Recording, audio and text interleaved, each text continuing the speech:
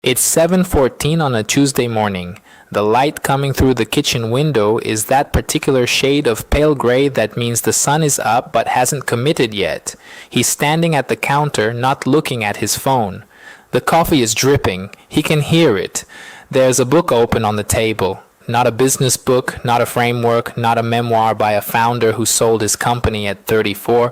Just a novel, face down, the spine a little cracked from being read slowly over several weeks. He's wearing the same shirt he wore yesterday. He doesn't have a morning routine. He's going to work at 9, do what he's paid to do reasonably well, come home, maybe go for a run, cook something, read a bit more of that book. He will not check his metrics before bed. He will not review his weekly goal tracker. He will not, for the first time in about a decade, feel the low electric hum of ambient guilt that used to follow him from the moment he woke up to the moment he finally passed out. He's 36 years old, and by every measure that the last 10 years told him mattered, he is doing nothing. He's also, and this is the part that surprises him the most, fine. My name is James, and if some version of that Tuesday morning felt familiar to you, either as something you've already arrived at or something you can barely let yourself imagine, I want to spend some time with what's actually happening there. Not as a manifesto, not as permission, just as an honest look at a specific psychological and sociological shift that's happening quietly among a particular cohort of men, and what the research actually tells us about what's on the other side of it. Because this is not the lazy millennial story. It's not the anti-work movement. It's not burnout advice or slow living content. It's something more specific than any of those, and it has roots that go back further than most people realize. The numbers, briefly, because they matter. A 2021 survey by the American Psychological Association found that 79% of employees had experienced work-related stress in the month prior to the survey. But among millennials, the rates of chronic burnout were disproportionately high, with 59% of millennial respondents describing themselves as burned out at work, compared to 45% across other generations. Gallup's 2022 State of the Global Workplace report put active disengagement among workers under 40 at its highest recorded level. The term quiet quitting, doing your job without letting it colonize your identity, was searched on Google more times in the summer of 2022 than at any point in the previous 10 years. And a longitudinal research project from University College London tracking work patterns and well-being found that men who consistently worked more than 55 hours per week showed measurable cognitive decline. Not fatigue, not stress, but actual measurable changes in working memory and executive function. The data is not subtle, but data doesn't explain the why. For that, you have to go back further. Millennial men, broadly those born between 1981 and 1996, came of age inside a very specific set of converging pressures. The oldest of them were in their mid-20s when the 2008 financial crisis hit, and many of the youngest were entering the workforce just as the recovery was still fragile and precarious. The generation that had been told correctly, loudly, repeatedly that education was the path to stability watched the promised return on that investment collapse in real time. Student debt, which by 2020 had reached a collective $1.7 trillion in the United States alone, wasn't just a financial burden. It was a psychological one. It meant that a significant portion of millennial men entered their adult working lives already behind, already owing, already anxious. And into that anxiety came social media. LinkedIn turned professional identity into a performance sport. Instagram turned aspiration into a constant visual standard. And from about 2012 onward, a specific cultural mythology emerged and was aggressively amplified.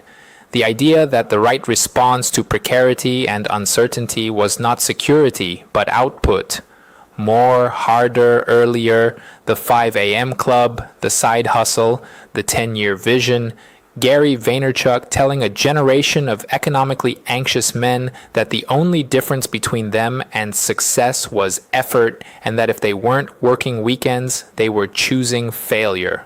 Psychologist Carol Dweck's research on identity formation and what she calls performance goals versus learning goals is useful here. Performance goal orientation, where your identity becomes tied to visible achievement and external validation, is associated with higher anxiety, lower resilience to failure, and a fragile sense of self that requires constant maintenance. Hustle culture architecturally is a machine for producing performance goal orientation. It doesn't just ask you to work hard, it asks you to become your productivity. And for a generation that was already financially insecure and socially hyper-visible, that machine didn't feel like a choice. It felt like the only rational response to the world they'd been handed. Not all millennial men who walk away from hustle arrive at the same door. And it's worth being specific about that because the path matters for what comes after. There's the first type, the man who never really believed it but played along anyway. He built the LinkedIn profile and used the language because the language was the currency, because saying things like always be learning and execution is everything opened doors that other phrases didn't.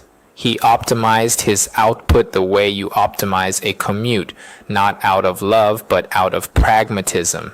He watched the people around him perform belief, and he matched the performance, and he was good enough at it that it worked until it didn't, or until he got tired enough of the performance that the calculus stopped adding up. When he steps back, there's very little grief. What he feels is closer to relief, and then, almost immediately, a mild bewilderment that it took him so long. He tends to be the quietest about it. He doesn't announce anything. He just gradually stops performing and waits to see if anyone notices, and is mildly surprised to discover that mostly they don't. The second type believed it genuinely. He read the books, he built the systems, he woke at 5 a.m. and felt righteous about it.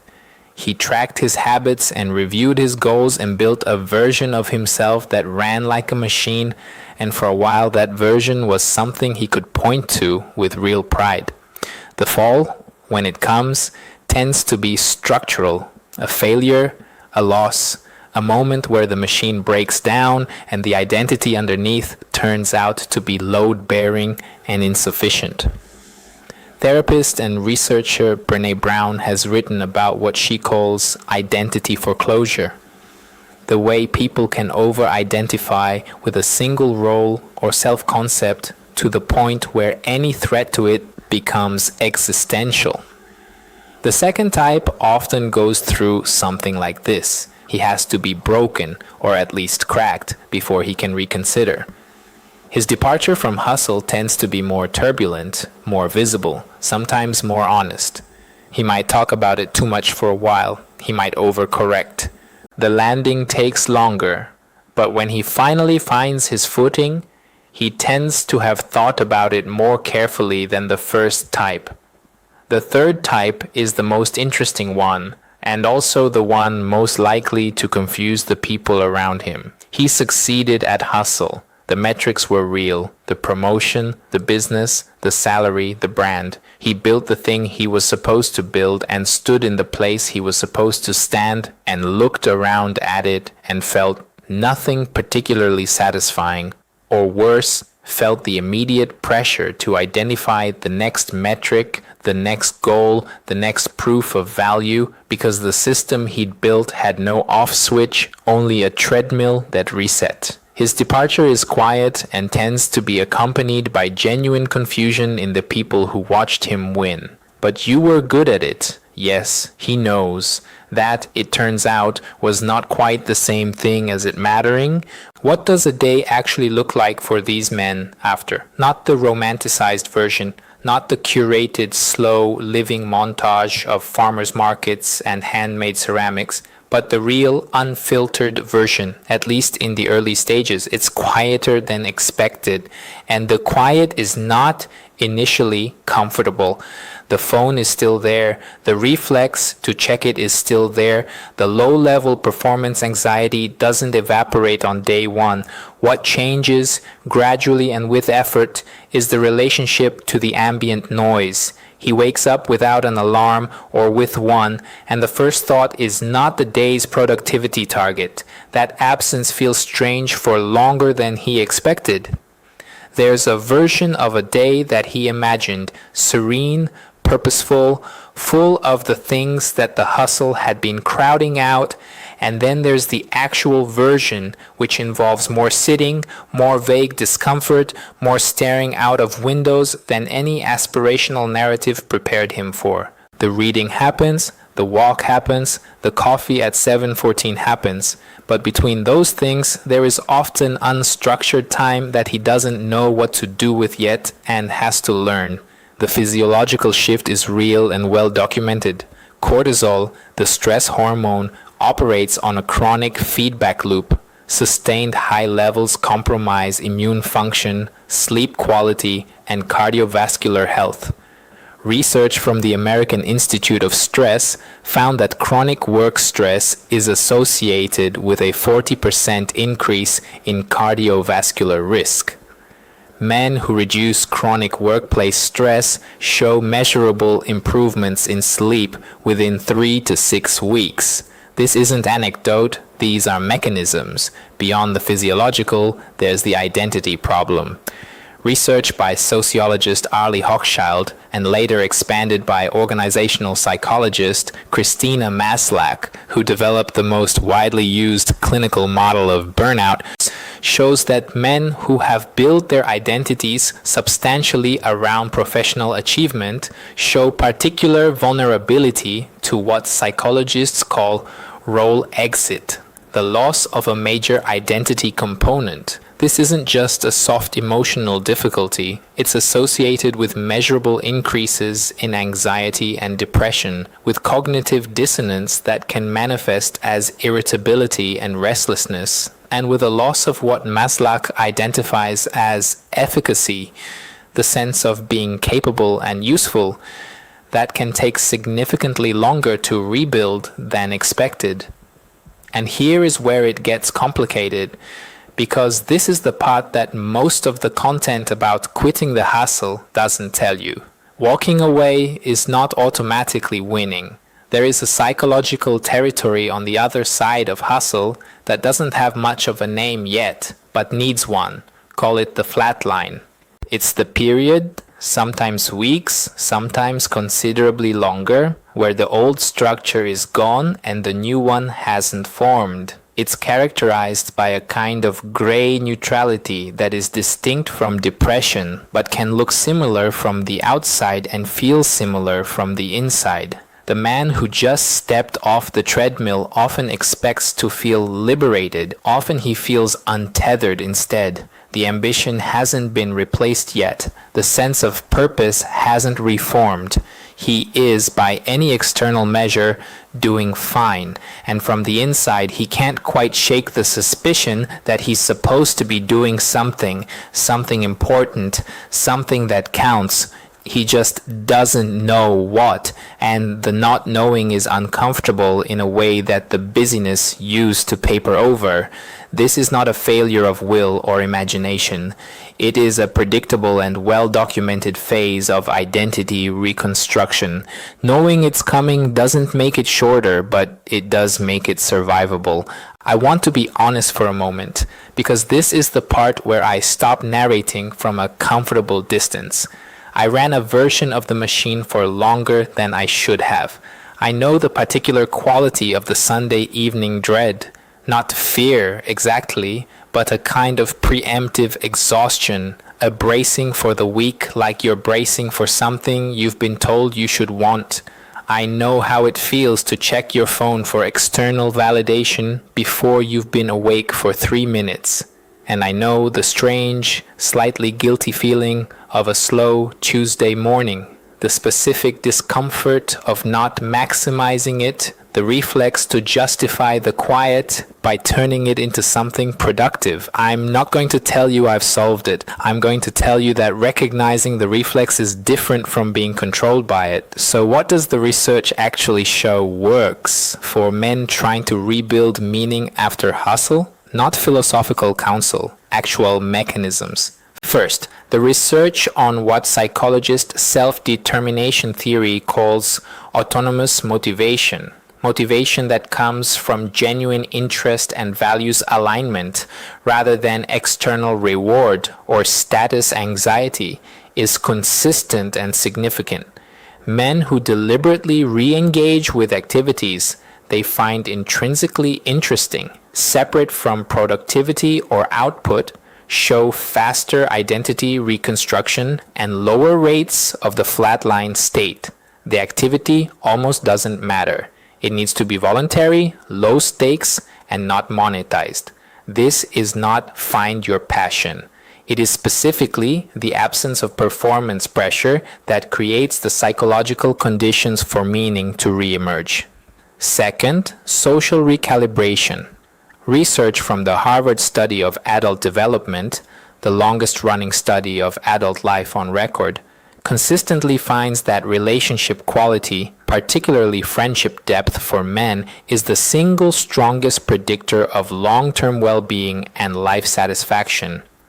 Hustle culture systematically deprioritizes male friendship. The research is clear that rebuilding those relationships is not optional for the men who come through the flatline in good shape. It's structural. Third, what psychologist William Damon calls purpose anchoring. Identifying a small number of commitments that are oriented outward towards something beyond the self that don't require a performance metric. This is not grand mission or legacy thinking, it is specifically the small scale. A person, a community, a craft, a place that matters and that you show up for regardless of whether anyone is measuring it. None of this is a quick fix. None of it will produce a highlight reel. And that, in a way, is the whole point. Here is the real picture, as honestly as I can give it to you. Quitting the hustle is not a clean narrative arc. There isn't a before and after. There isn't a morning you wake up and feel like a different person who made all the right choices. What there is, and I think this is more interesting than any clean ending, is a gradual recalibration of what you're willing to let measure you. The hustle world told you that the metric was output, visibility, compound growth, and it told you this so loudly and so consistently that for a while you couldn't hear anything else. The 7:14 Tuesday morning is not the antithesis of that. It's just what's left when you stop letting the noise decide what counts. You're probably watching this because something already shifted. Some quiet Tuesday in you already happened or is starting to happen, and some part of you is waiting to be told it's okay or told it's a mistake. I'm not going to do either of those things because what happens next doesn't depend on permission or on warning. It depends on whether you're willing to sit with the discomfort of that kitchen window light a little longer without immediately converting it into something legible. The coffee is still dripping. The book is still on the table. That's enough. Start there.